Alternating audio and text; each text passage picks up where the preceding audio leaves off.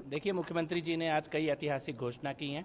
जो भोले के भक्त और कांवड़ यात्री दिल्ली में आएंगे उनके लिए और सभी उनकी सेवा करने वाले कांवड़ सेवा शिविर चलाने वाले लोगों के लिए बहुत ही ऐतिहासिक घोषणा मुख्यमंत्री महोदया जी के द्वारा की गई है।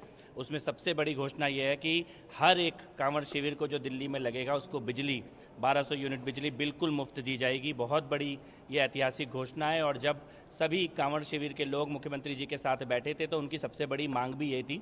दो बड़ी मांगें कांवड़ सेवा शिविर के आयोजकों ने की थी। पहली कि बिजली के बारे में कुछ उनको राहत मिले और दूसरी सिंगल विंडो क्लियरेंस मिले। ये दोनों ऐतिहासिक निर्णय मुख्यमंत्री महोदया ने किए हैं।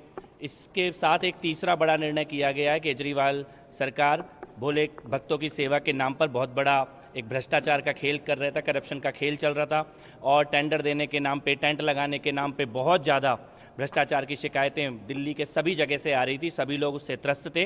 वो भ्रष्टाचार को जड़ से मिटाने का ऐतिहासिक निर्णय लिया गया है।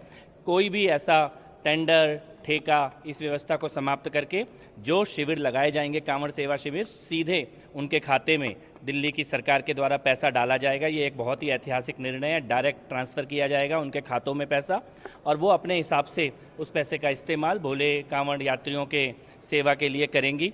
और कई संस्थाएं जो काम करती आ रही थी लेकिन पिछली सरकार उनका रजिस्ट्रेशन नहीं कर रही थी, इसलिए नए रजिस्ट्रेशन भी खोल दिए गए हैं, तुरंत प्रभाव से खोल दिए गए हैं। डीएम ऑफिस में उनके रजिस्ट्रेशन किए जाएंगे। और मुझे लगता है कि दिल्ली में इस बार राम भक्तों की, शिव भक्तों की ये जो सरकार आई है, ऐतिहासिक कांवड़ सेवा के आयोजन दिल्ली में किए जाएंगे। सर, मैम ने कहा कि फर्स्ट कम फर्स्ट सर्व के हिसाब से जो अभी उसकी बाकी रणनीतियाँ बनाई जाएंगी, लेकिन कुल